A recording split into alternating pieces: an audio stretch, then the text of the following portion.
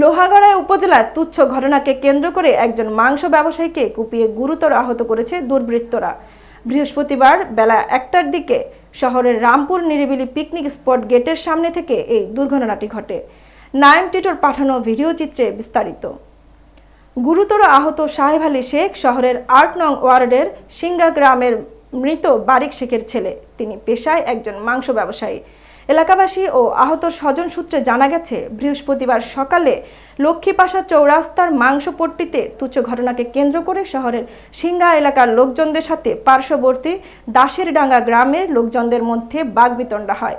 এর জের ধরে দুপুর ১:১টার দিকে সাহেব আলী শেখ লক্ষ্মীপাশা চৌরাস্তা বাজার থেকে কাজ শেষ করে এরেন্দার দিকে যাওয়ার পথে রামপুর নিরিবিলি পিকনিক স্পটের সামনে পৌঁছালে পূর্ব থেকে ওত পেতে থাকা একদল দুর্বৃত্তরা ধারালো অস্ত্র দিয়ে সাহেব আলী শেখকে কুপিয়ে গুরুতর জখম করে পালিয়ে যায়।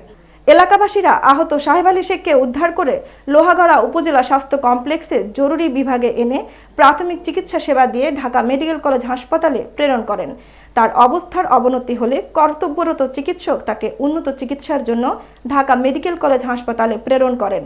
এই ঘটনাকে কেন্দ্র করে ওই এলাকার চরম উত্তেজনা বিরাজ করছে। এই বিষয়ে লোহাগড়া থানার অফিসার ইনচার্জ শরীফুল ইসলাম বলেন, ঘটনার তদন্ত চলছে। দোষীদের চিহ্নিত করে আইনের আওতায় আনার জন্য অভিযান শুরু হয়েছে।